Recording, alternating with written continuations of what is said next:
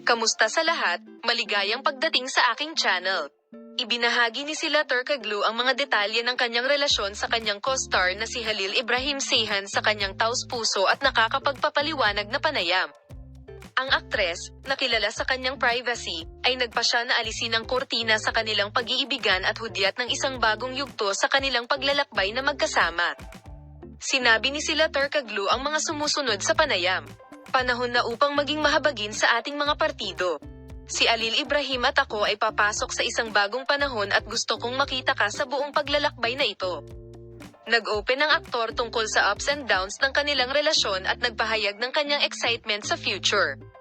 Ang pahayag ay nagdulot ng kaguluhan sa social media, kung saan ang mga tagahanga ay nagpahayag ng kanilang paghanga sa desisyon ng mag-asawa na hayagang ibahagi ang kanilang kwento. Habang naghahanda sina Ayla Turkoglu at Halil Ibrahim Ceyhan para sa bagong pagbubukas na ito, ang madla ay sabik na naghihintay ng higit pang mga detalye tungkol sa kanilang relasyon. Maaari mong sundan kami at makasama kami para sa mga espesyal na update, panayam at maikling impormasyon tungkol sa paglalakbay ng mag-asawa. Manatiling nakatutok sa aming channel para sa mga pinakabago at napapanahon na mga post. Palam.